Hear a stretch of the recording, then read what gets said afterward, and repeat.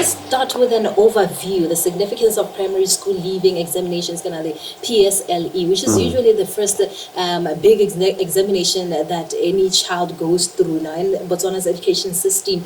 And of course, the foundation of learners thereof. What is the significance of these examinations? Let's start with you, Mr. Kato. Yeah, thanks for having us on the show. So basically, PSLE, or the Primary School Leaving Examination, it's really an exam that helps to benchmark students for admission to secondary school or junior school. So basically, for students who are going to do their learning at public education, that is the main curriculum, or they use it to get the position into the school. However, for students who are going to private schools, they either do the PSLE, but they're still forced to do the entrance exam at that particular school.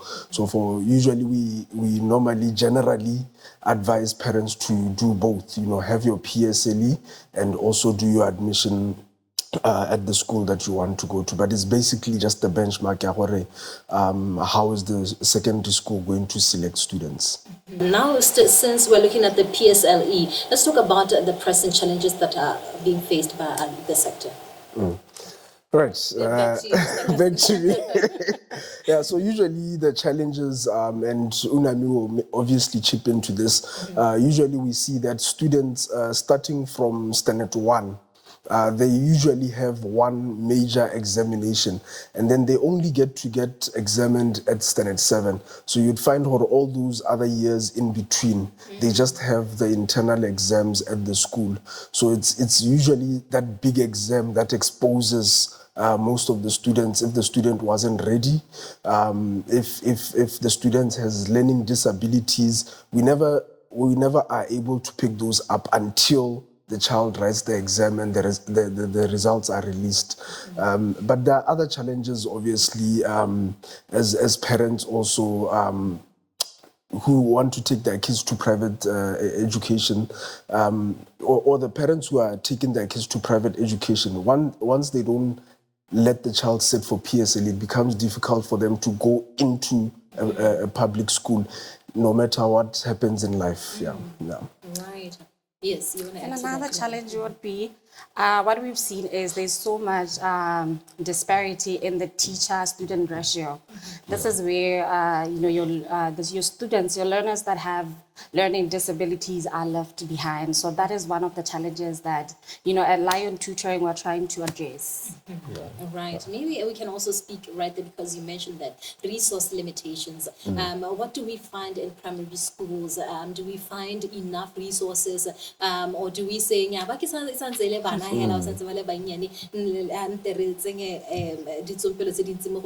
so how do those come in place, and what steps can be taken to address such limitations? Yeah, you look at the obvious resource limitations, textbooks. Students are forced to share textbooks. You'd find that only the teacher has a textbook, and the student can't really go home and do some extra, preparation for the exams. Go to the remote areas, you'll see students are still learning under trees. Students don't have a blackboard. Students don't have tables and chairs. They are forced to share a desk.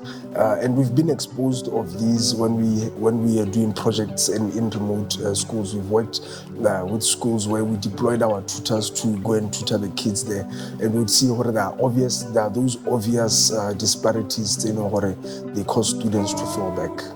At Lion Tutoring, even our group packages, our student tutor ratio is 1:5, but in schools you find that is 1:40. What happens to a slow learner? They are left behind.